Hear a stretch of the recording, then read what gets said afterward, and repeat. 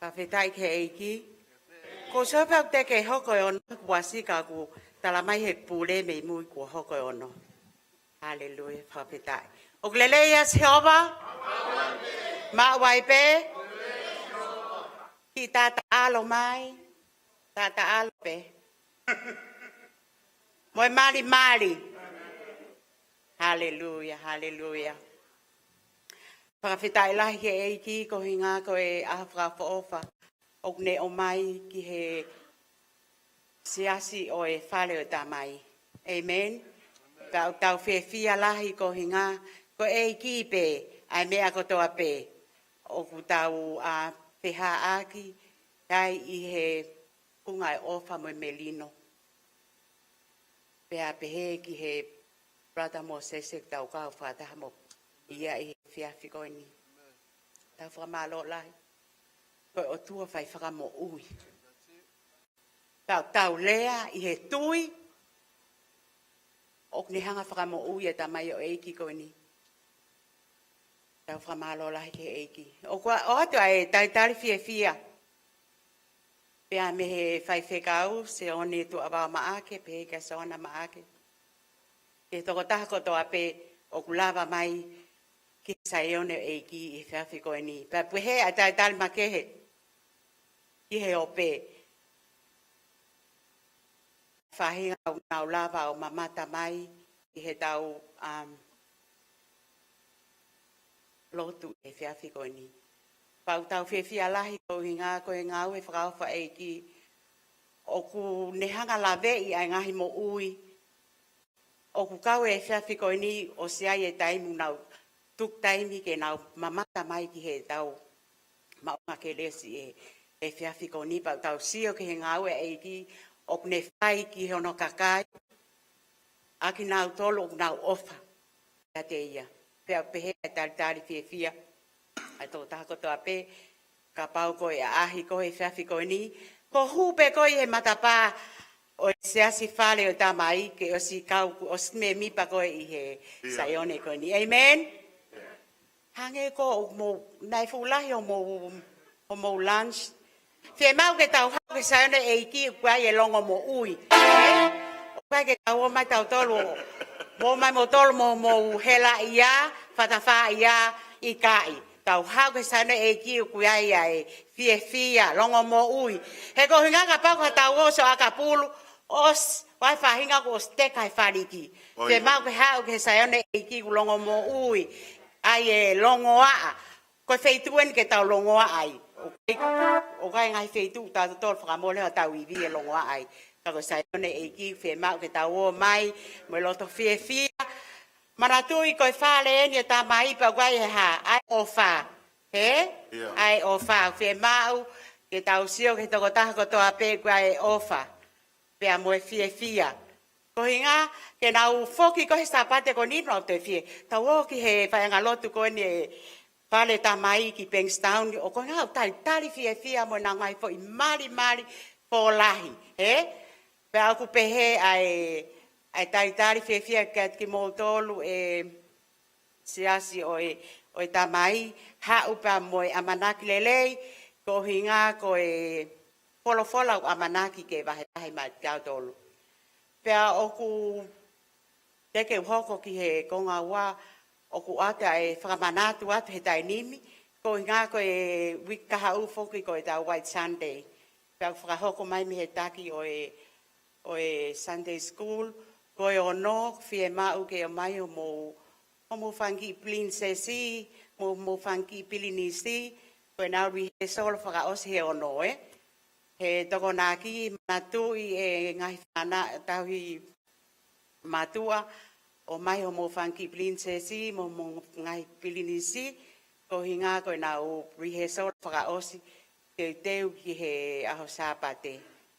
Pea ko VAKAAHI atu o kuiai e whahinga o matamamahi, a whahinga o ku talamai, hau ak mo tolu ko toa pe o mafasia, he? Ka pau ko mafasia tua tia tua. Ko ngā hau ki he SIONE e ki ko sape malo koe. Mana e fu lahi o mo lunch. Ka ku tuka toia ki mui tau hau tatoro me amanaki lele. Ko hinga ku hanga e tamaio e ki o tua de o mai e folofola ke tau tolu. Pea ki mua pau o si o ku tau hoko eni ki he li e whake tau wahongo fulu mo tau ngai mea ofa ki he eiki. Ta mai folofola o ak fie fia. O wa te ke whaki he pa ke toi alu ko e kana e tupe mua wahongo fulu ko e mau pila ko e mau sopingi. Tala mai e folofola ko eiki o ana a mamani. Amen? Ka e hanga pehe e ki a ka pau ke hala sopingi. Tene whakalea e a te vita toi tu. Te vita si almua ke whamiri ko o anga nau sopingi, he? Meu tau sio e koe ki he ngā ue e ki tene whakalea i pei a ngahi tu maari e koe sasi o tamai. Ka wā pites whaakura. Leongo uke ke ngā ue ai tamai o e ki ko ni panke fonu peia. Mwene mohono misisi, si o whele pēr kau milione sa se tamai. Pēo tau lea i he tatu ke he ongo asa, ke na lava mautana ke tau wahongo fulu, pēo mo e tau mea ofa, ko ha ho ofa ave ke eiki. Whakahou ngai, o fu wahe tolu afe he wike, o ange ai inase a sisa ke a sisa pēo. Ke rakito he pule anga ia, e na rapa anga, ka tau hanga ko tau pasia pehe ke ri e tau wahe ngo fulu i kai. Ka pau ke fie mai whakamonu ia, hoaki ke eiki ka ke sio ki he uhahi fo ngahi tāpua ki ke he ke ilo e koe ta whakupau me ai. Amen. O mo ai a hiva ke tāna ke tau mea ofa, mālong.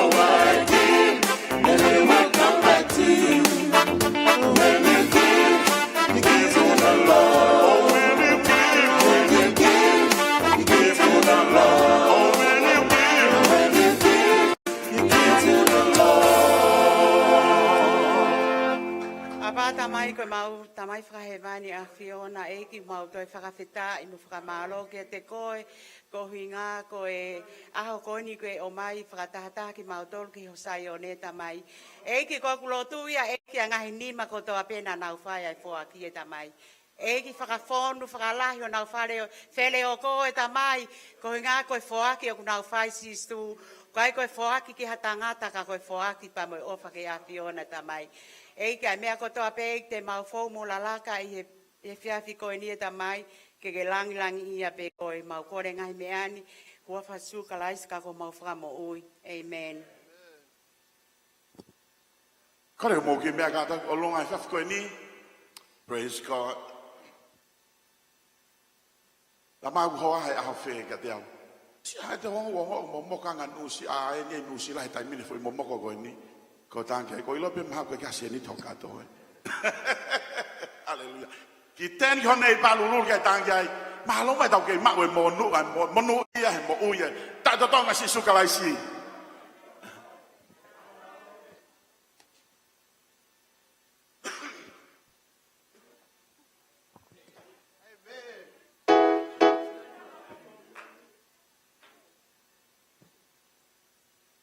Praise God. Hallelujah.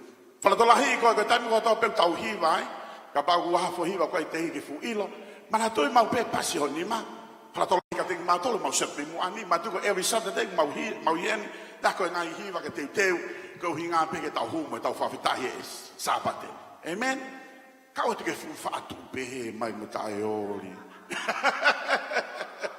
hallelujah ma la ka tai mo ko e ai me ko ta ma sini tuange baka fu sawa 1 2 3 ponang ilot ma fa mai de ya hallelujah ko le fa fe ka mai o se worship pe a ko hiwa fa tu pa ke ai tangata ai ki masi ma lo mo ta ke fie ta ke ma tangata e fa le si ho va me ke la ma le le ta si ko lua ana ne ko le me ka te o ta mai ai fo hiwa ma ku ta lo ne manaka fo himi na iwa ko si ta mai ai pa ki fo himi ba ko le fa kau o se worship te o hiwa at ki fo himi a lua ta po ke ki ta to ba to ka te be malanga fa ko ni Lord you are good.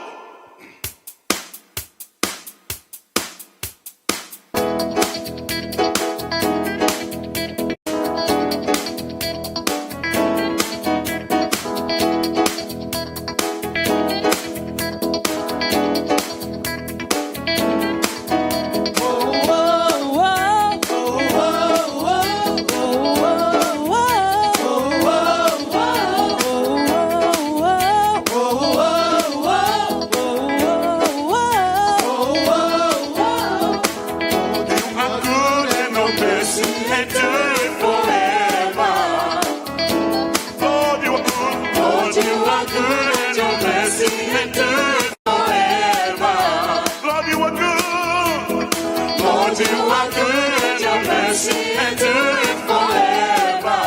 One more time. Lord, you are good and your mercy endureth forever. Oh, People from every nation and tongue, from generation to generation, we worship you. Hallelujah, hallelujah, we worship you for who you are. you are good.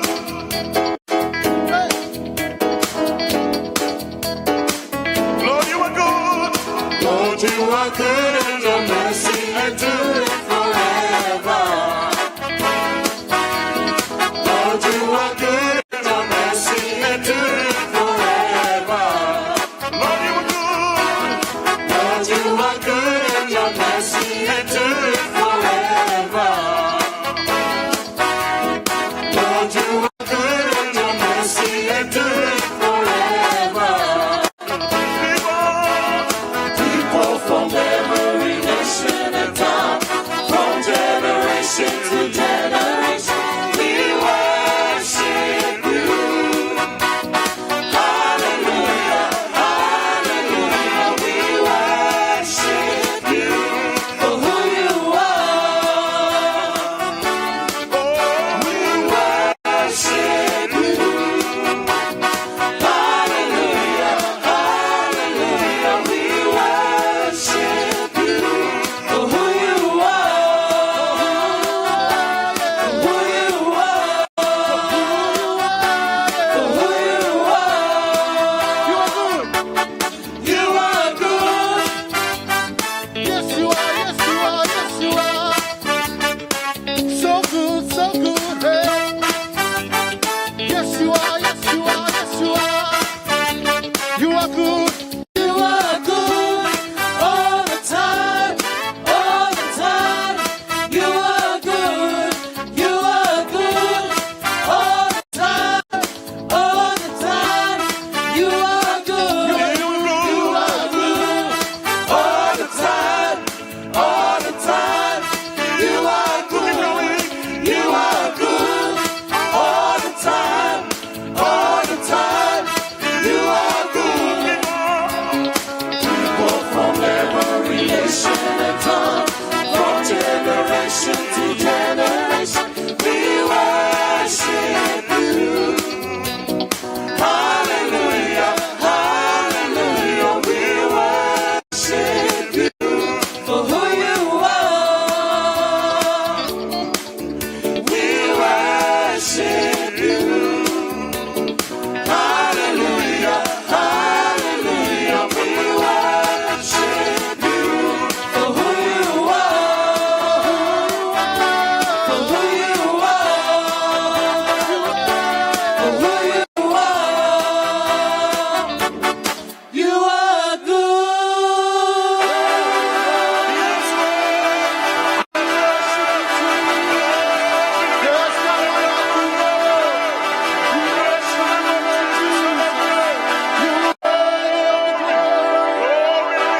Lord Jesus, there is no one else like you. I give you all the glory and the honor. Yes, Father Lord. God. We worship you. We sing hallelujah. Yeah. We sing glory to your Hallelujah. name, Lord Jesus. Hallelujah. Si super. Thank you, Jesus. Praise God. Hallelujah. Hallelujah, Lord. Osisu hengai daliliu. Hallelujah. Osisu hengai daliliu.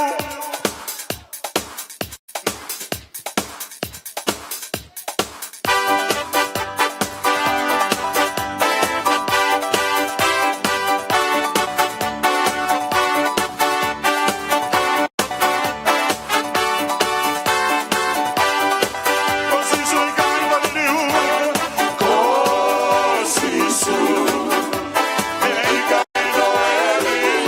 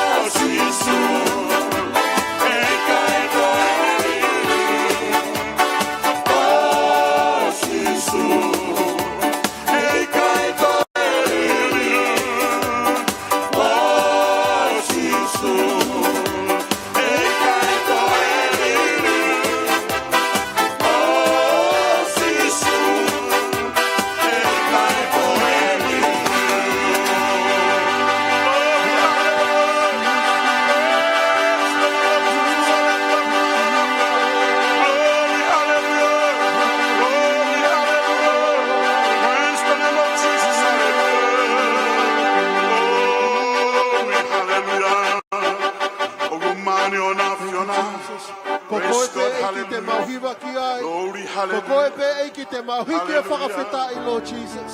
Ko koe pe eiki, ka te toi ai hataha, Lord. Yes. You and you alone. Te kia kone mai ono mai whewhai. Thank you, Te te e Lord. tau worship. E tau ave langi langi. Ko tau tala, ko o tua lahi i vai a Fiona. E kai te hatahe ange ko sisu. Hallelujah. Glory.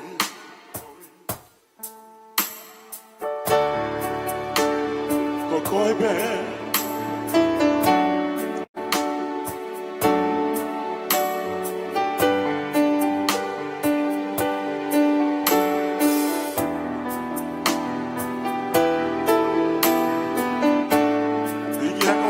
Let the worship you do.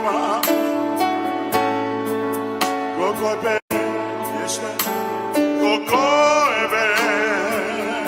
Everybody sing.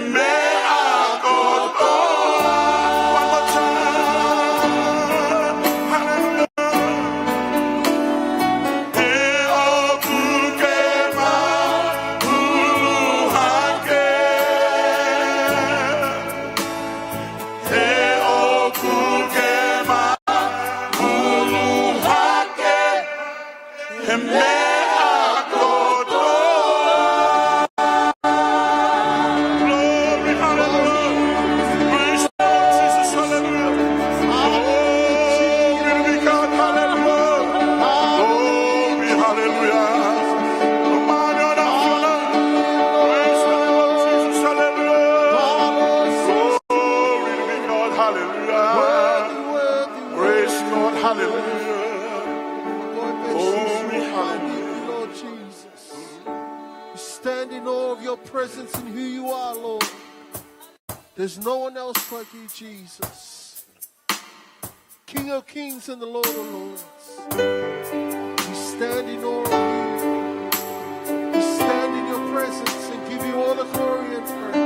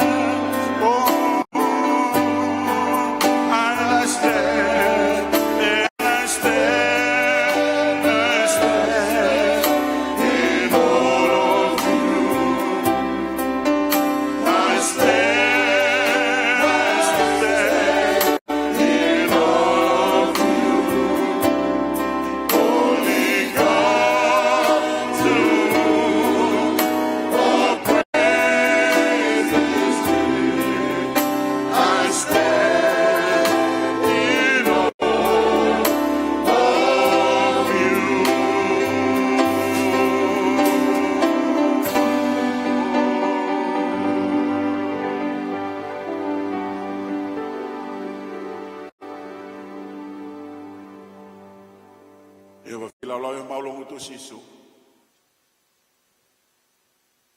Atu eke lang langi ka te koe. E mau tala pe eke koe te hataha eke hange ko koe. Taim lahi po mau mo ui maamani sisu. Alo hataha wako mau hana matai tohe. Lava rewa eke ke whawhakalang langi eke ai. Mea pia usai.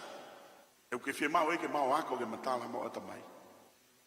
E taim ta tau eke ke mau ilo ka mau fola o fua a fiona ke to taha langi. O fie lau eke ai mea na kanga tai aku e tu yo Papilone. O hinga hena ne pehe pia koe te ha o tuha mamani ko. Ko lote te kaket ko sisu i he fiaf koe ni. Ngau ta tuku iha mau loto.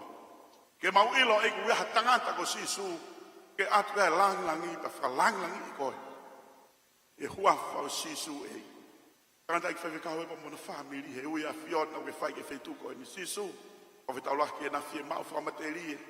Ta pe e ki on fra lere ho nga we si su ke ko me ko ngo fua ko me o fainga ta a ma ha o ma ngai loto ke si fua tanga ta fio e ki on fainga ki fra tonu ki ma tu e ki ta pa ki ene mo ui e hua si su kalai se pe ke po te e ke na ho ko po le re e tanga ta fio dai lo te ka ko si su e a ko ni lave mai e porque lava foi tu ga di mau tolo na ho ya mau no to ke mau sio ke mau hoko mani da ke mau il u have fok mai afio na ya ta ta wai be ki porque ha tu ya mama ni kuna tala ko ja me pe kai to lava ke to li wa tai ni de ke fok mai ai si so ta ba ki e ki mau tolo foi tu e poko ni ta tu ke lang i ai mau mo ui nga ko to pe na mau fai e wa fo si so klasiko alo o mau fo mo ui amen ko le mo me ka to filan ko le ka hiwa na ka to filan ko le hiwa ki fo hiwa na request mai e si go lua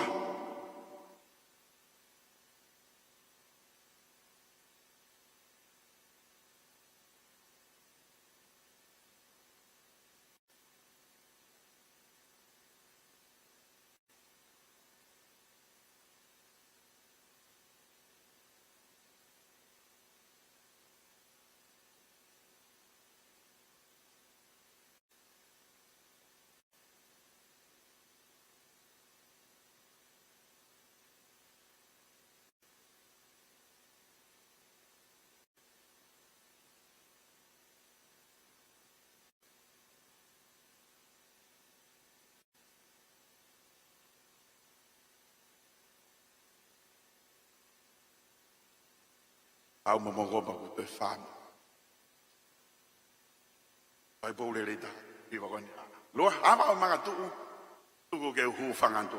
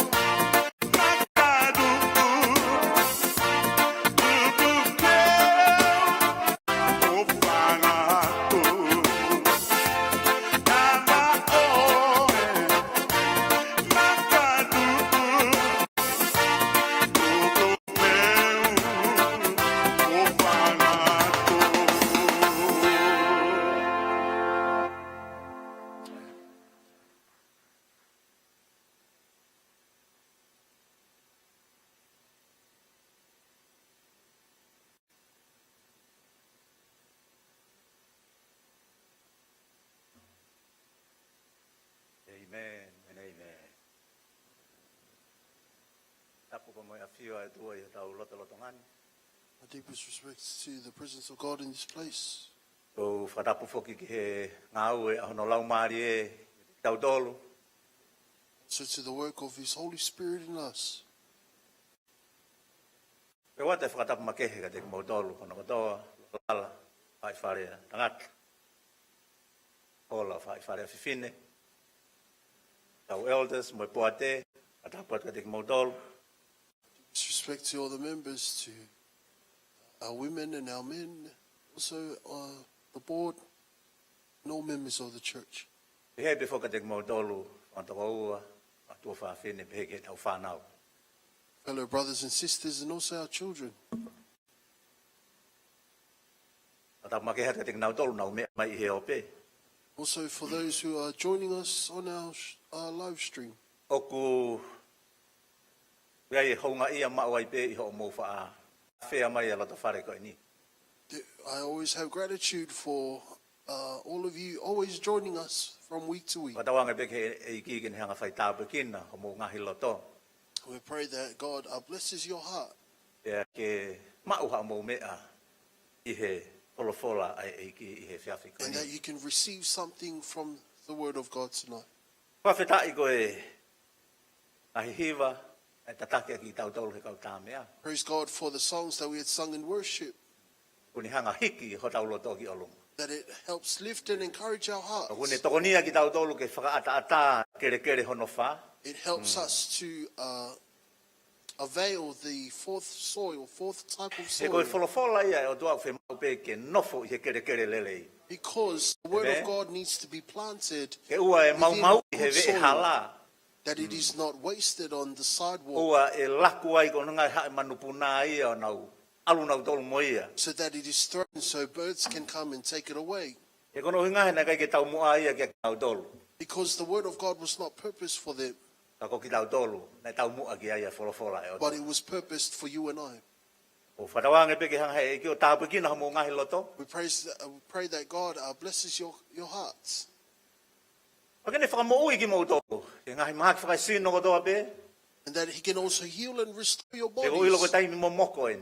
For I know that this is a winter time, O whemau peke whakamawhana I ho tau sino ke te tau puke. and our bodies need a warmer temperature so that we do not fall ill. Taimina tau ki tamaiki ai, tau ki yanga whakatamaiki. Lere holo pehe kei malohi ho tau sino. When we were younger, we used to run around in the cold because our bodies were still young and Kono hinga ka strong. taimi ko tau holo ai ko matu o tu ape, tau mau e poto. But then once our bodies mature, we have more wisdom. Oku mau inga rewa te tau tolu ke tau tauhi ho tau sino ke tau mo ilele. It is important for us to look after our physical bodies. Pea ko whakambu he whiawhi ko ni ke mai e kaweinga. So I want to bring to us a theme tonight.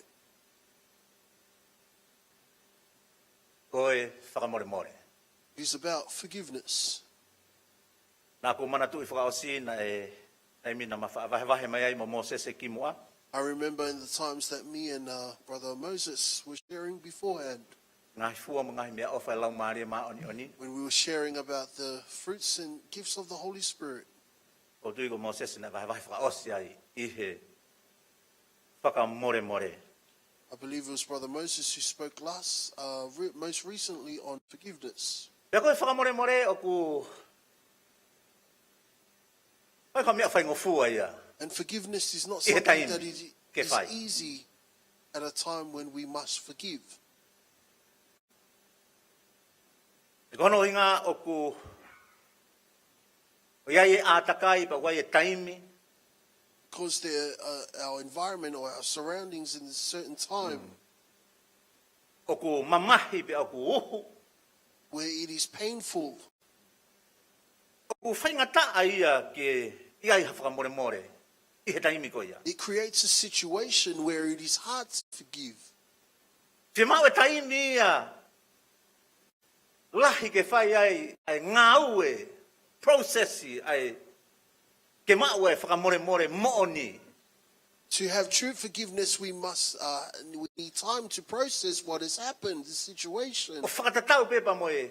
Mea ko ia hoko koe. Ko hai issue ko ia. Hoko kia koe. or what the issue had happened to to us. Pau mahuinga o pito ia ke whai hono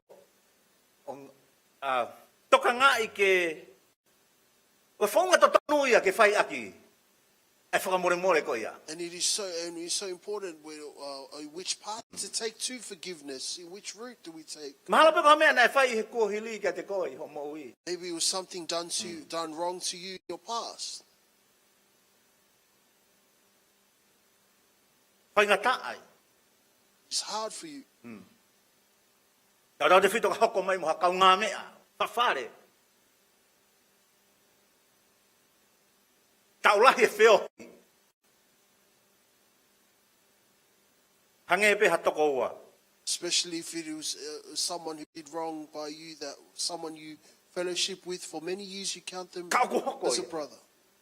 But there has become I tau lawa been ki a tau tau. conflict. And we cannot Ki stop ho it. tau wiwi pa mo tau malo hi whakatangata. We Ke try tau our ilo pe tau best. tolu ha mea nai hoko. Ko unga nai hoko ai. Whatever the conflict that had arisen between us and our fellow brother. Ia hune whakapupu tu ui ki tau tolu. And it causes us to believe E kai ke toi hanga hi mea tau laku mai ki tua. Okay, malo na koe mea eni. E lava. Ke solova aki. that we can process and come to ourselves to think that maybe this is the right thing to do. Te tau kumi ke hanga hi mea na tau fō mai ai kua hilimo mea. Malo pe na koe ni. Ai tari ki ai. We look for many answers searching through our past, things we've come through. I he taimi ta tau pe o tau whekumi ki hanga hi mea. Ke whakanonga aki, pe mo whakawhia maari aki. And at the same time, we look for things to bring us peace. Ngalo e te tau tolu kai o tua, kune awhio e mea kotoa pe. But we forget that we serve a God who sees and knows all. Heu tau i he koonga pe mo taimi kotoa i pe. Ho mo ui a koe. Every moment, certain moment in your life, Ka pau te ke pupu tuu. Ka pau te ke hoha tuu ho mo ui. Kai ke lava mohe. you cannot sleep Ngata ke ngā ue. It's He hard pia for e you mea, to o work. whai ngata i ai holoto. because there is something heavy on your heart. I he taimi ta tau pe koia. At the same time, at that very moment, O ku ke iai pe o tuai. God is still there. Ka hono whakaofo ni. Ai o tua koe tau tau hiki ai. And here is how great the God that we He serve. koro hingau ke malava pe ke ni hanga li liu e ata kai koia. Because he's able to change that Ke environment hoko ia or ko kai surround negativi. Ko hamea ke more ai hamo ui. into Ko something hamea that ke is ke holo ai positive, ke fo ia not ke te hau ke negative, lotu. so that you don't Kau feel. ne te ngauhi e ia. Ke toi lele yang e ia. But it is better for you to keep pursuing. Poi God. whakamore more nai o tua. Whare o tamai o kuke mea whakaofofa mai ai hena. That is the forgiveness of God that you have received at the Father's house Ko e tonight. whakamore more ia. That is his forgiveness. Na kai ke ta hau hinga. Whakakaukau ngai po ka hau hinga o tau heni ai. There was no other reason. Think, what else reason Hena tau are we whakaukau here? ta toko wheitu ke hena tau iai. Because we were somewhere else different in our Ka kono past. uhi ngā pe koe o tua o kai ke mama o ia me hatau mea e ta. Because God is not far ever from our O kune ngauhi situations. pe e ia. Ai mea ko ia o kukovi ke lerei ma wai pe. He turns negative things Tene into ngauhi e ia something mea o kai ke positive. mauha mea. Ke ia mea ai. He turns something in which you cannot obtain anything to obtain something. Tene whakamo ui ko i me he tounga o ki ai ho mo ui. Ke mau a sino o te mo i lerei anga. And he has caused you to restore your body. Nei to tai mina have kai ke a hami ai mau physical honi ma. body that is better. Ka hui ai e mea o mau honi ma he ahoni. Sometimes one time you had Tēnā kai nothing, ke but you nofo. have something. Ho mo ui a koe. I he mea koe nai hoko. Because your life did not stay Ko with ha the mea na ke whekuki conflict mo ia. or whatever you came through, Ko tae whakamore more koe ia. or the unforgiveness you had.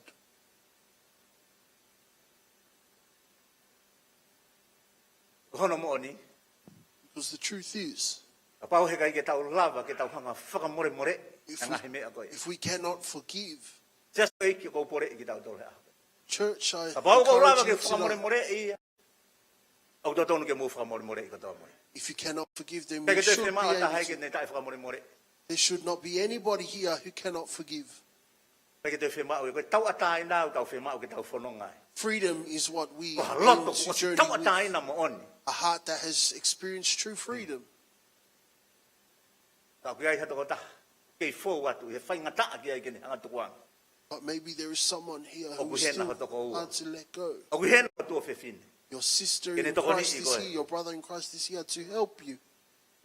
Ko te whakalahi ai he kono inga he pe ke ngata pe tau holo ke tau alo motua. E ki to koni e ke tau mo ui. Not only are our bodies maturing, Kene te but it whakamawe also e ki tau tolu helps ke pawe us. tau holo ki ai. Ako koe ko fina ngalo ia o tua. Fina ngalo o tua ke tau maua mo ui lei. The purpose of God is that we Ma have ba mo atamai o an lele. abundant life. I kai mind mo ko that tau is pe tau sound. fe hanga hanga ai pe ko ha pe ha me te tau fe hanga hanga No ai. matter what we face or go through, O ku ke ai pe ke hanga whakamore more i ki tau tolu. God is still there to forgive us. Pe ko tau tolu pe hoko ke nei hoko pe mo ia he fola. It also happened in the Word. Se kope pa mona tau kete o iso. Jacob and his brother. Esau. Ilo ki mo tolu tala noa. You know the story. Alue o se lau tau. Ata mai o iki koe ni. Se kope. Many years Jacob had, Ha o pa mo e whanau mo ne whangamonu manu tō maari e mo me. and then he got into a Ne ke position where he hiai was pe well manawa off, si i honoloto. but there was still something heavy on his Pakakau heart. kaua ke kono mea ngawa ke o tuahe fu tau lahi koia. He thought of how God Ha used mai him o for tua many ka teia. years. O God tua showed liliu e to hingoa. Jacob, Ke alo changed his hoko e name. tā puaki. He became a blessing as God promised. Pe hau ka ke hiai pe manawa si i honoloto. But yet there was still something heavy on his Kono heart. o hinga. Koe whakamana mana ono tau ke tēnā whai ki ai. It's because how he cheated his brother. Ta koe ko si fuolo e whakamore more i hono tau ke te ono ia. Hono te hina ka ke alu pe mo whai. But his brother had already Mahana ko si forgiven him. fuolo e whakamore more i he o tuai me aku ke fau atu ai. Maybe Ko koe God has ko already ke forgiven kukuta o to. something you have gone through, but you still hold on to it. You don't have that reason to hold to it anymore. It's, you are already free. And you are free indeed. Ihe o tua. Ko si whakatawa tai nai ka kato. Kamai. Whanongo. Asi ngai mo ne te whanongo. O kai ke hao pe mo hono family. Hono tau ke te. Au toi hao e mo toko whange au. Not only comes with his family, but comes Ai with e ta iri 400. fia. He mahalo ko ne u whakau. O hao ko ni ke turi ke ua pena toi hola ma. O hao ka wheitu. He thinks that they're coming to him to Whakakau. catch him. Whakatoko ua se o se wha. So he thought the Joseph's brothers, Fia. He nau. Toi sio ki ho nau toko ua. they were happy to see their brother again. Fōlang hai tau. O si ngalo e te nau tolu e mea koe na nau whai. They forgot themselves what they did to their brother. Koe ne mate pe nau tangata eiki. But when their father passed away, Whoki mai. Oi au e. E hanga ho tau te hina koe ni o whai ha mea ka te tau tolu. and they thought to O no ngā koe themselves, to tongi a te mea na tau whai. their brother will do something great, Paka punish tau them pe ki because nau of tolu what he they tae did to whakamore him. more. Kai ke nau ilo ki nau tolu nei. Ke he whakatutu i ai o tu. They didn't know that God had Dai different ai e o plans. hinga ia hono ave ho nau te hina. There was a reason why their brother was taken, E ke ngata pe ke whakahawhi o nau family. not only to save their family, Ha whakahawhi ia Israel. to save Israel. Whakaukau ngai ke ngahi mea o ke fōua tuai pa o whaingata ke tae whakamore more. Think of the things you go through and why it is hard for you to forgive. Ke malawa pe o tua ke ne hanga toko ni iko. God is still able to help you Ia whaingata imi. at any Mahalo pe time. te mai whai whakau. Mahalo whaingofua ho rea aki. Maybe Tau kai ke you ilo say, i koe mea ko Pastor, fōuai. it's easy for you to speak, but it's hard for us to practice. Aku malawa ke ne hanga toko ni iko. Ta tau ai pia pe koe hai tuku. God can always help you no E matter koe o tua what ia o e malawa. situation you are. Koe ke aha whainga mea e tene ta ikuna. There is nothing that God can't be victorious in, E aku ikuna mau ai pe.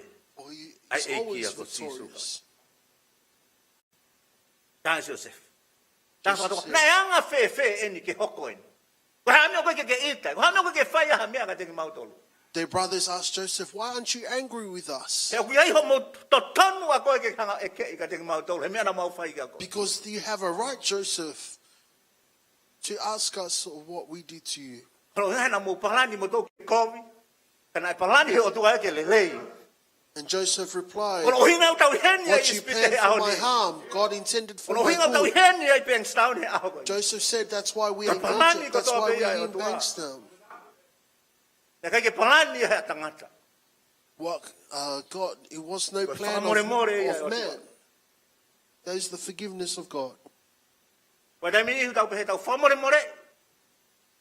Io, times lava we ke think, tau yes, ko famore more fai. We can forgive, Pastor, Tau fai ngata ai ke whakangalo. but it's hard for us to forget.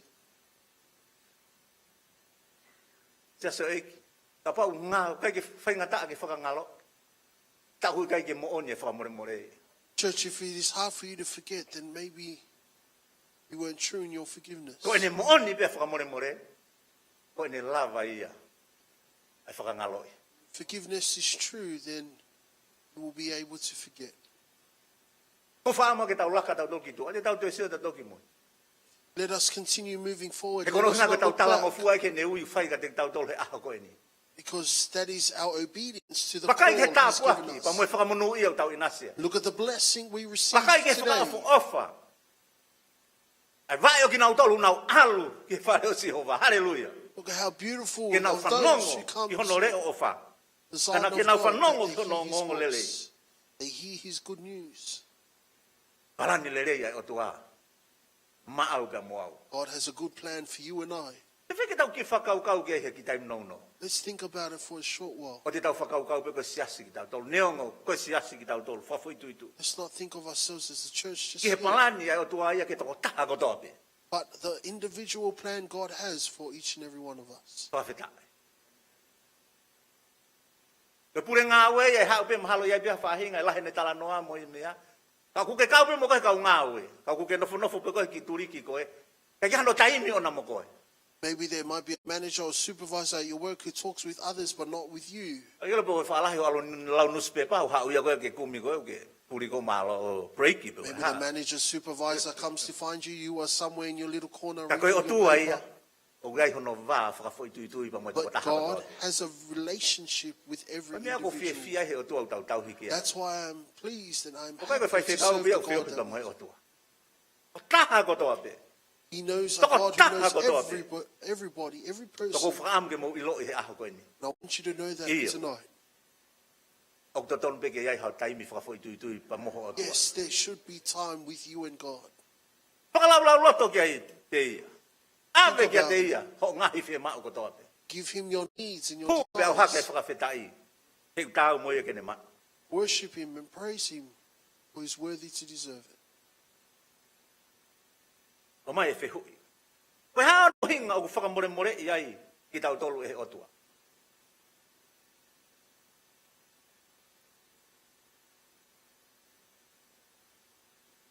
Koe hana i hono uhinga. Une hangai whakamore more i ki tau What tolu. is the reason that God forgives us? E poini ulaki ku whaam ke o mai he ni. He koe otua alo ofa ia. Because He is God of love.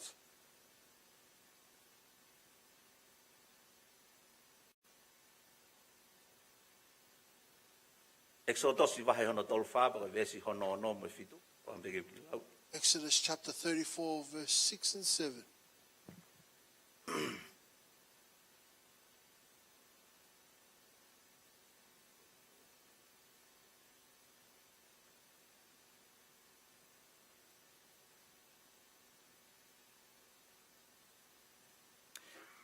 Pena e ha e leange a Sihova i hono ao, o ne folofola. Ko Sihova koe o tua, o ku alo ofa, mo ofa ma ata ata.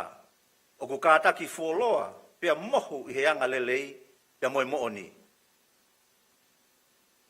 Peta i he iki. Talamai o ku ha, o ku alo ofa ia. O ku kātape, o ku fonu i he anga lelei, pia moe mooni. No hinga ne whakamore more ia ki tau tolu. He is a compassion God. O kune alo ofa mai ka te tau tolu. Te kai ke te lava he tahe ke liliu ia. There He is no kono one that urunga can hanga o change tua Him, ia o ona. because that is His character. Whakawhetai ke iki. Amen. Whakawhetai ke iki he kono ngai koe ke te whakatatau ia ki ha o tua. Ke he. He's unlike any other God. O tua ku tau whehia pe ku. Ita. He's not a God to be, O tua ia ku Angel. ofa mai ka te ki tau tau. but yet he's of Mana love. hinga ia. O ku malawa i hono whakamore i ki tau That's tau. why he's able to forgive. Kai ke mga tuunga hangau lelei. Na tau whai. It isn't based on anything good that we Ta have tau e done pe or puke haa mea o works. tau whai ke o tua. No matter what we do I to he tau God, tauhi mo e tau whakawhea ngainga kia te ia. in the way that we serve him, Ka kui kai ke mga tuunga ia ai. but that is not the basis of Kono his ulunganga pe ona forgiveness. ko ofa. It is his character Ai au of tau love, inase ki tau tolu. of which we now inherit. I kai utotonu ke tau fia ai. Shouldn't we be happy? Hallelujah. Pe oku wanga le re ia pe momooni. Because he's full of goodness. and Mana o truth. hinga ke hoko mai ne whakamore ke ankoa. Whakamore a ki nau tolu wanga kovi. That he's able to Mo ki nau forgive tolu ka those ma ua mooni. who don't have the truth. Koe tari ia. That is the answer. Tari ka te ki nau tolu nau talango fua. The answer for Pe those who tari mo ki are nau tolu obedient talangata. and the answer for those who are Ke tu ta tau e disobedient. pe o tuai. God still remains the same. E lei pe momooni. Ye tohi a mai ka pa koe vesi hono. Vahe hono fitu vesi tahavalu pa moe. Tahahiva. Micah chapter 7, verses 18 and 19.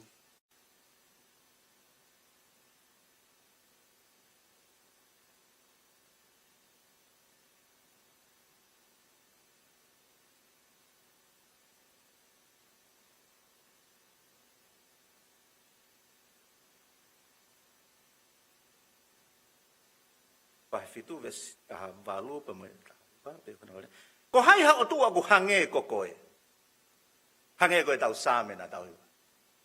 O kui kai peke iai hato e taha ia e ta tau e a moho tau o tua. Ko hai ha o tua o ku hange ko koe. Ke whakamore i ai hia. Pea ke laka atu i he anga hala i he toenga o hono tofia. Pe koe toenga o e kakai.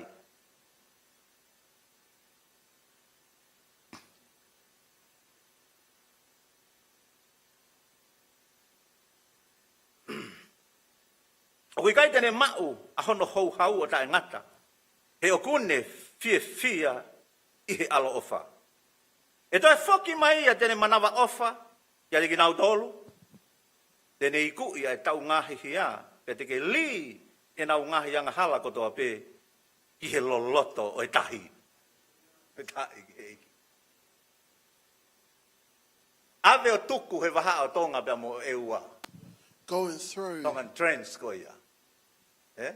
Kono hinga ke ua te au ke ka uku lolo tomo mea ke te whakafoki haki olu. Hallelujah. Koe alo ofa ia e otua. that is the love of God. Ave whakamore i pe avori. E oua na tau te alo kumi mai, whakafoki mai. Go and take unforgiveness and throw it to the sea.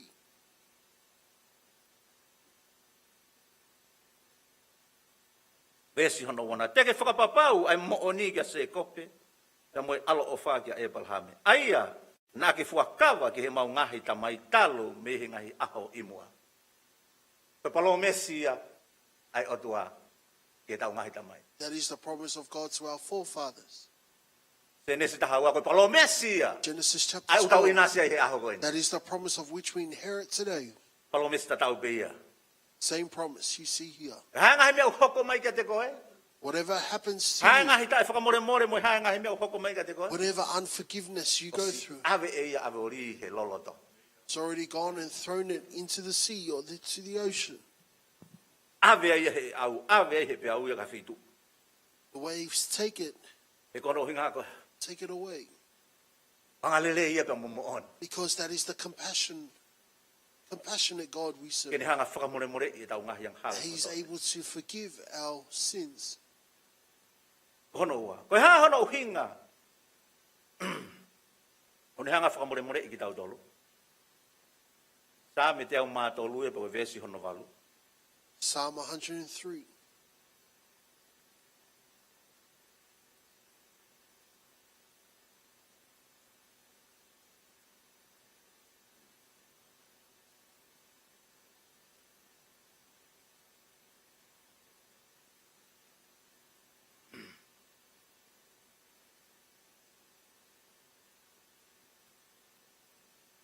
O ku manawa ofa muanga lereia Sihova. Pe aku tuai ki he hou hau. Pe aku mohu alo ofa ia. Pe au luto ke vesi. Hono malu ai he ono whaea. O ku manawa ofa muanga lereia Sihova. O ku whaakataki. Pe mohu alo ofa ia. Ono uhinga ia hono whakamore i tau ngahia ngahala. Psalms 103 verse 80 says, "The Lord is merciful and gracious, slow to anger and abounding in mercy." Whakamore i. Pe aku ikai ke toe. Ke toe manatu ki ai. He forgives us and he forgets. Koe ke nā te hanga whakafoki mai o da siko.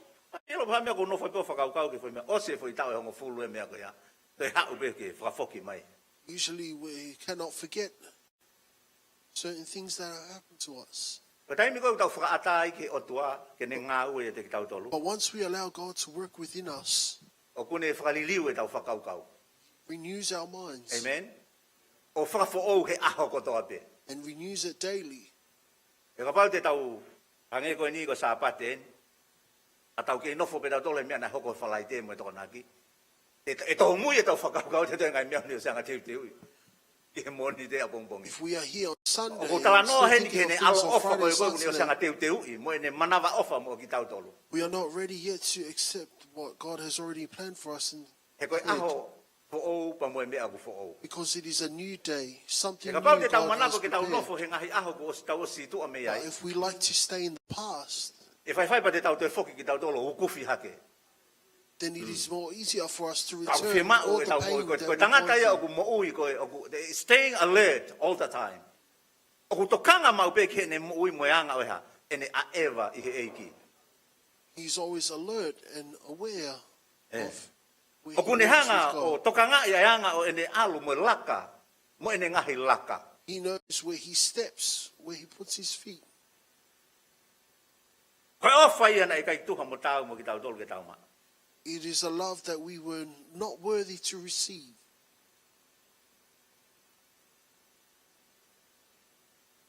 O whai ana kai ke ilo ia he whoha mau mau koloa. It was a love that was not known yet by the prodigal son. E kai ke ne ilo ia na e nofo ta mai ia he aho ko toa pe o whasio. Sio pe. He didn't know that while he was gone, his father stayed awaiting his return. Koe o whai. His love. Uhinga hono tolu. Third reason why God forgives us, Ko hono uhinga pe ko e ne mesi. because of his mercy. Amen. Tohia Isaia. Wahai hono ni menim. Au mosi loko toa. Isaiah chapter 55. Whai.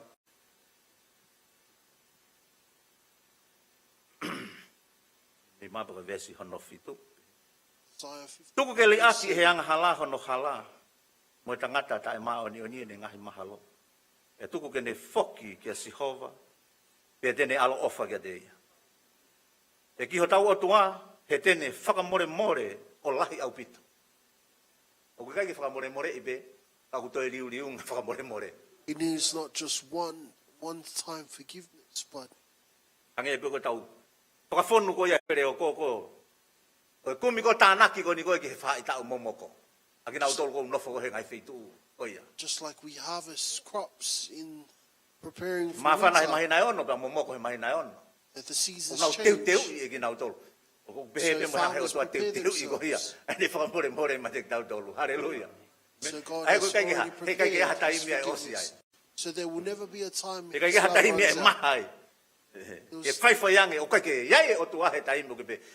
O kui whea nei o tua he tai mi koe no ko whea mai ne whakamore more. So that he is Egai, not far oku from iai the be. moments. We ask, where is Ekai God? tene hanga He is iari still aki there. koe. He will never forsake E you. kono foha, mono ofe fine o whaanga. Because you are his son or his daughter. Whawhitai ke eiki. Praise God.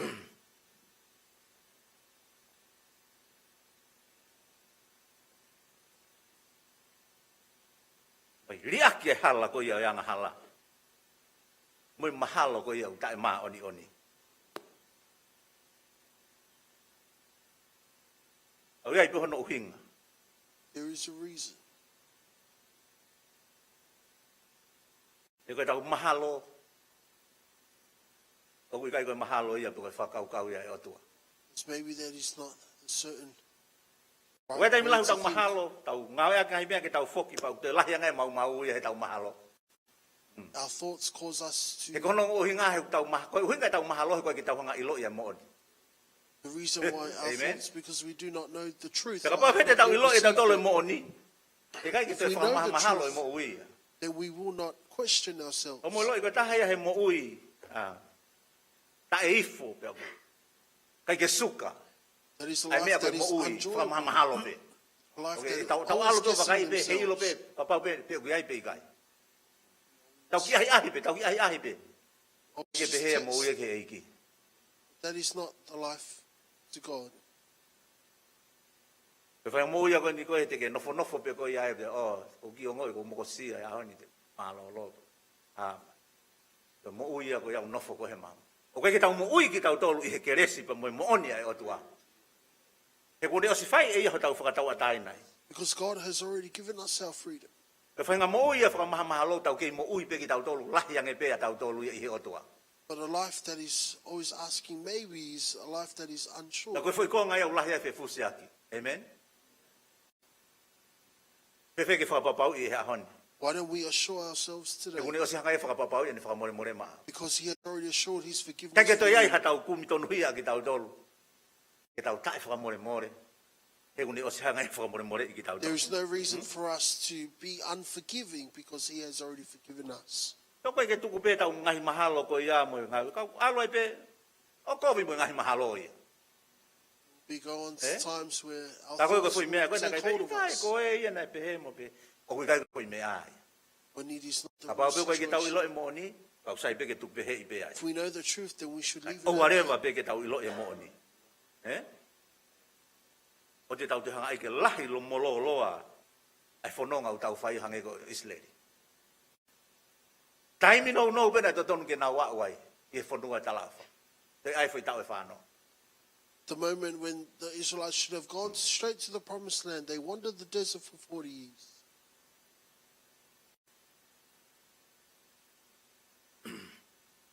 Ai mai whakata ke ngā ue.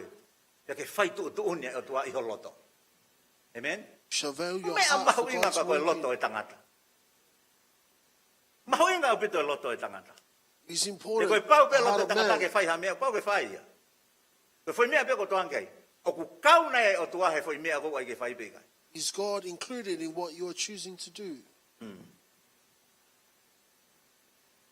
Mau inga e koe ke tau. Wakawakai i mau pe ho tau. That's why it is important for us to always. Koe taha e ngai mea ulahi e tai whakamore more. That Kono is the ngā koe wonders of noa ia koe God. mo ui. Pai ke pau koe We whi cannot tutu ai. forgive because we are not sure of where we stand. God. Tau toki a upo whipaki moha mea au toki. Pai ngata a lahi au pito. It is only Ka when tau we toki face hao mo oni something rewa ki he big oto. that we come and seek God's attention. O manatu i bewe hao e. Toko ni whai whikau a. Vili he whai taha mei tonga. I remember once when this pastor came from Tonga, Hine no vā nisi mea was. Hiki atu moe a ke. this Mama ka assistant pastor had come. hao. O ilo i peu mau. O i saan te lupe moe a. Pa ilo i kono koko hao lotu. When this assistant pastor knew that I was O coming wale to whake ne sio kwa wene church, ko whauria te ki pasi o piki mai kai ngā lotu. Koe and it was a surprise to her to Koe see uraki me ngā ue koe nei picking whai koe. up people for church. Ta mai he wheno vai. Masi e. A ranga whe ho hao ke wheitu koe ni. Assistant pastor was surprised. E ke pe koe ke tama koe i orunga e koe au pule. What am I doing here at church? And I told them, He ask kono nga, God. he ko tanga, he ko hao ke eke pe he ko tanga. He kono nga he ko ilo au. Ai whahinga tunga ko kuiai e kakai pe hena koe nei tupua. Nei toki hao pe a lotu he taimu konga mai sino. Because I know there are some people who just come to God when Nei kai they're ki nau hao part- na tolu kakata. Ko toki o mai pe koe whia maua tua he taimu nei konga i na.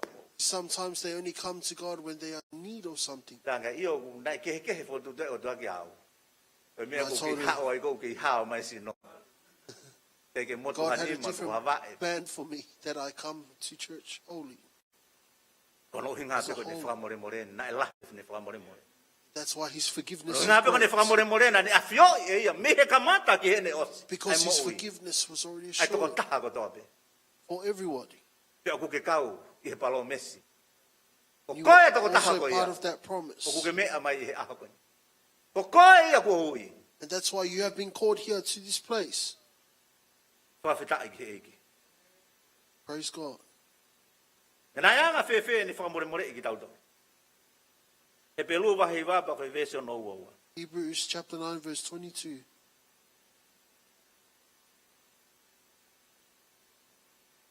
Pelu wahi wa vese o nou ua.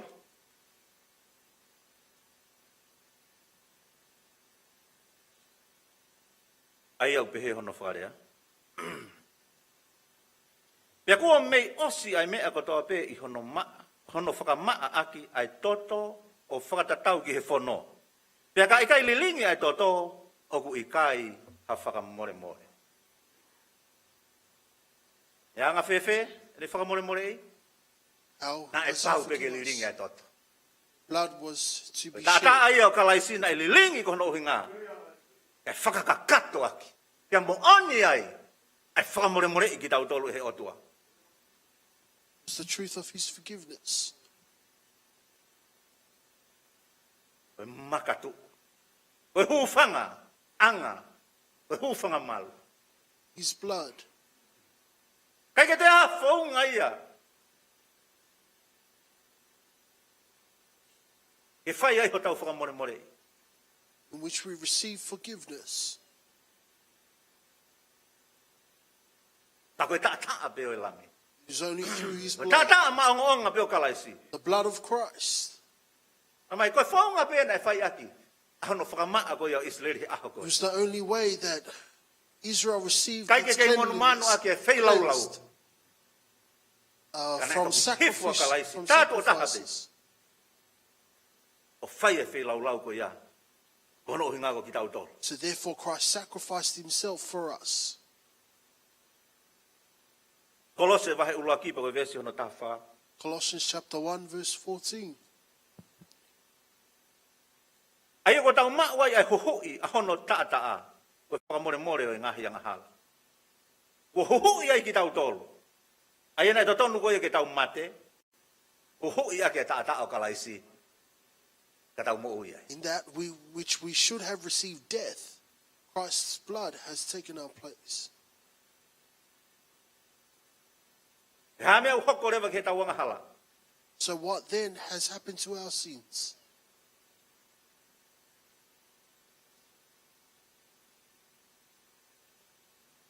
Ka ke tau te lava sio ki ai. Ko osi. Tau taina mo. We are Isaia truly tolu walu set vesa no free from tāwhitu. them. Verse 17.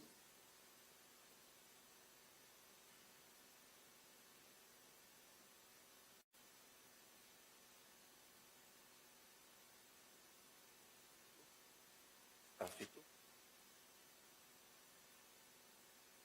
E ono whakarea wakai neu mau ai mamahi lahi. Ke whetongi o e whia maari e. Kai i ho o ofa, i hoku lau maari e ko ke whakamo uia. Me he luo o e whakaauha. E ko ke li e ku ngahi hia kotoa be i ho tua.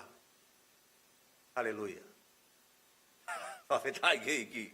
Wow. O tō whō mai he vesi ko e ni. Eh? In English. Waha vesi ni ako vesi. Okay, to wal tahfid. Okay. Whabritania okay. Surely it was for my benefit that I suffered such anguish. In your love, you kept me from the pit of destruction. You have put all my sins behind your back. Not my back, Christ's back. Hallelujah. Hallelujah. Ko tua o kalaisi. O si li ki ai e ia e tawanga hala ko tau. It is at the back of Christ in which our sins have been thrown. Li ki mui ki he. O hau te fia sio ki ai. It's thrown behind his back.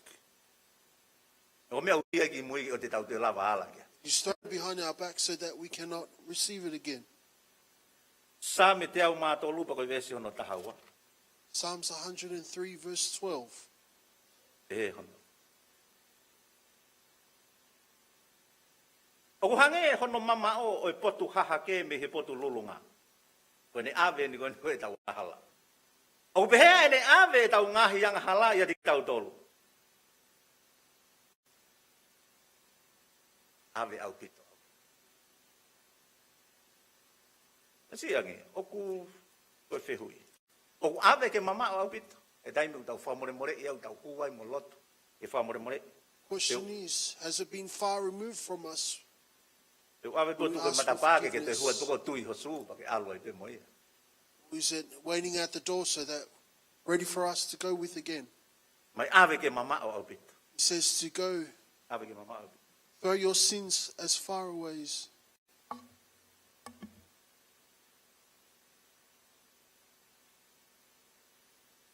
E whaasa ke ilki, I fo I ala noa koe.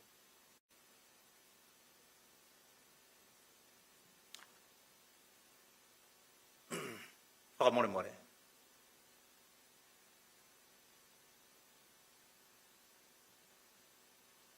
Koe, I tāna noa koe ni koe mea nei hoko sia mani. Koe ki whare lotu eni, tahi wa whawhitu e. A mai koe osi ene tau lahi koe hono ua. Koe koe tala lotu e whine koe ni. O kone pehe koe ni alu, nei whakawhi ia he. Nei kau pe whine koe ni he kau puke whamalo i koe kau sia mani. Tau koe ni. Te mohono toko wasisi i pe. Koe puke mei holani. Rā mai koe na hia koe na hangao whakatoitoi e kau siu I honau api nofo anga. Rā mai koe ne osi koe ia a ene me holo he ngai wheitu ke ke nau whamatala. E ngai mea koe honai hoko ka nau tō lupa nei. Wheitu koe ni nei osi koe ia ene whahe ai ai yausia mo mea nei forward wai man. Rā mai nei e siana koe ni. Jana lahi. Pe more foi ulu mo miapa tu fu overcoat. Pe poke pe mono ki tata tangutu ne kau mo ye fanongo ko kia. E fefin. O be fefin ko ni momeniti e tahana hustio e to taha ko ni mono fu overcoat ne tui. E aku motua. Matua tu tole kereka. Jana ko ni. Misi pe ko te liliu o ko te sio ke to taha o te unga sotia kakato e mono ke pa kono fatata ko e mea ko foi ulu poko ko ne ko ai foi kolossi ko e kui ko ai ko I hona tata mai nai foki mai reva e whakakau kau mo ne manatu kihe api prisone mo api ko ne fa hu ai ko e ai a pe mohono ki ko wa sisi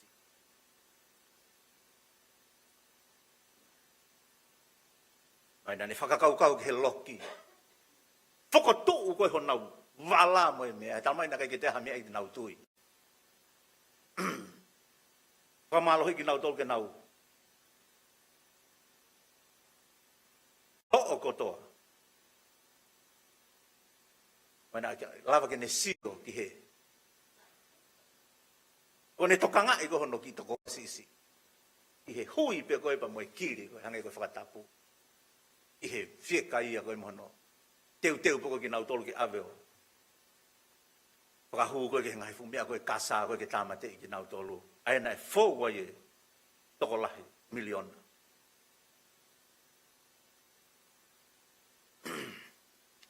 Ta koe ne pehe ko manatu. E kono ngana malue atu. O ki toko wasisi. O tu e se ana koe ni.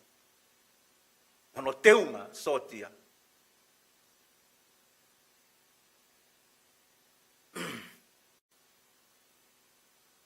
E taim ta tau pe na ne foki mai ne ta no ko ne. Ko sia na ta tau pe no tu I mu ia. I a ko ni. Te ne foki a foi rea. Ne ilo ko sia nai. Ne kau he kau re o ko ia. Te ne foki a foi rea tlang. He motu a ko ni. Koe vahe lelei na ke fai. Ko me ape no kulelei o iloi. Ange ko ko lau. Te whakatatau ben ke lau ko e whewhine na e wahe. O ia na e wahe. Ko tau ngahi anga hala ko toa pe. O si sila ia. I lalo whanua koe ke toe. Ko ni whakamore more. Pe whewhine ko ni. Fua taimi e ni. Talo me hono tukuange mai. Au. Hono ngai nai mate hono toko wasi SIONE ia i he kemi. Ke ma whetau laki ai pa mo toko tahana ni hanga. O re ohi ki mautolu he wheitu koe ni. Ai prison ne tau tea koe ni.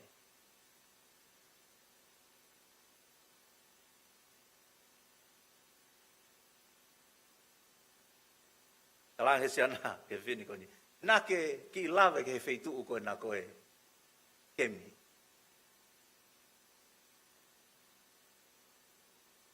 Hono inga na hoko au koe toko taha. So tia kakai ke ilo he motu au os ilo i befe finei ai. O hai ia tene tae.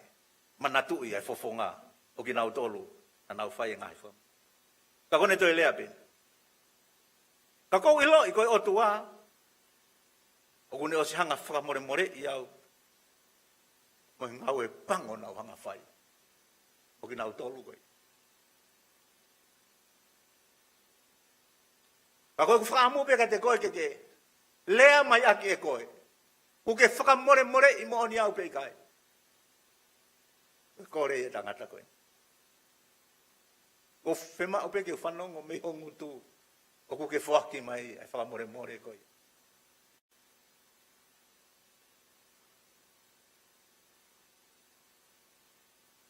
Mai whini ko ni nane tu whakalongo pe. E kono hinga na whakau ki hono ki tokoua si na iko more ane mo ui. Ki whakamore more i na mate hoku ofa anga. Whai ngata a ke whai. Kai ke lava ke te au ki honga whakangaloki.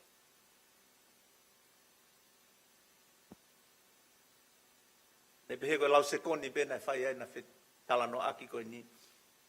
Kana e hange ia koe hafu taimi lo hahoua. E na e whe kuki pa moe mea whai ngataa koe ni ke ne puaki.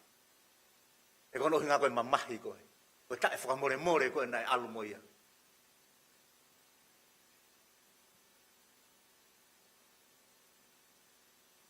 Kana e whe mao pe ke whai.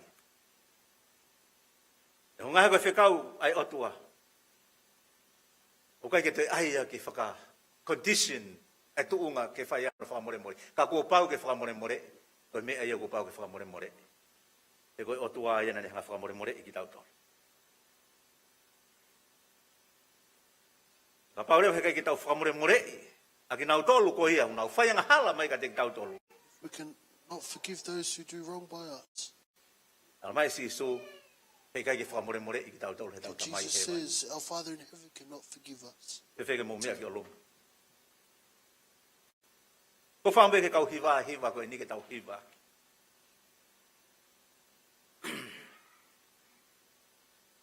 Mahalo pe na wai hatai whakamore mori e te koe. Mahalo pe waha mea o whai ngata. Ke whakamore more.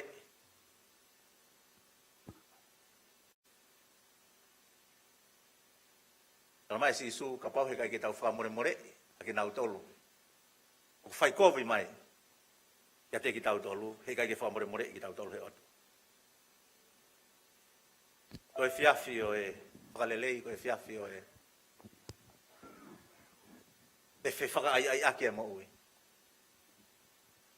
O whakapapau i o ku mo oni e whakamore more. O whaama ke tau mao e tau ataina koe o ku mo oni. Tau ataina koe ni hanga hiki ho tau lau maari e o ne whakai ai ki tau tolu. E kono whinanga lo e ka te tau tolu. Tono huafa. Lolo tonga pia hiva koe ni. Kapau ke whemau halot. O whaata e orita. Pai halotu maa. Hene kau poate. Au tangata eiki. E nau whai lot. Oska pe te tau tu whaosi.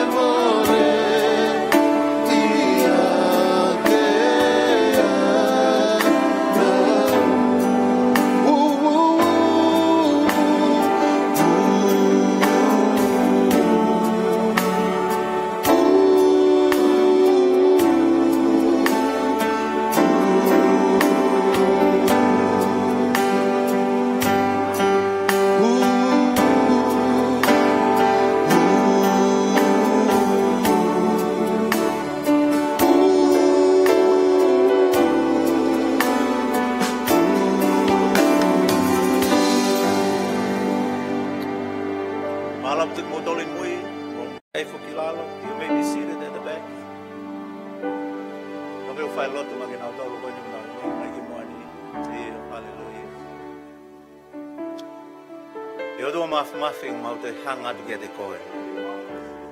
Mau whamalo kono i ngā, o ke toi lea mai ka te mau tolu, i whiawhi koe ni eiki. Whakamalo ai pua eiki ko ho whakamanati. E kono i ngā e ko o whai e ta mai, o ku ke viri taki mai pia ka te mau tolu. Ke omo ana whai ange mau whie maari he tuunga ko mau iai e ta mai. Whawhetai eiki koe ni ko siasi ko ke nau tau nau whai laka he whiawhi koe ni e ta mai. O koe ke a whio e ngai whie mau na unu mai moi ia e ta mai. Ka ko mau tū whakataha pa moho siasi. O kau whakataha eiki hono huwhe kina ki nau tonu. Hono hapai te nau mo ui ko ni ma mafi e ta mai. Ko ia e ni ma whai whaka mo ui. Ko ia e ni ma kune whakaai ke mau whie mau. Ka ko ia hune whakawhetau laki mai ke mau masive siva. E ke tāpu e kina mai ki nau tolu. O whakatatau pa mai nganga e whie mau ko nau loto e ta mai. Whakamoui ki nau tolu he hua whao sisu kalaisi. Moho nau whamiri e ta mai. Peko hape ngai fie ma ko ia ta mai ma te kaki atu kia te koe ta mai. Ma whaka malo ko whainga loto nau mau. Kono hinga ko whaka ata mo ni kia te koe ta mai. O mua eiki na atuku heni ho tāpua ki nau tolu e ta mai. I he ngawe anga peko wheha wheitu te nau iai e ta mai. Tuki nau ilo ke whanonga whakataha mo ki nau tolu.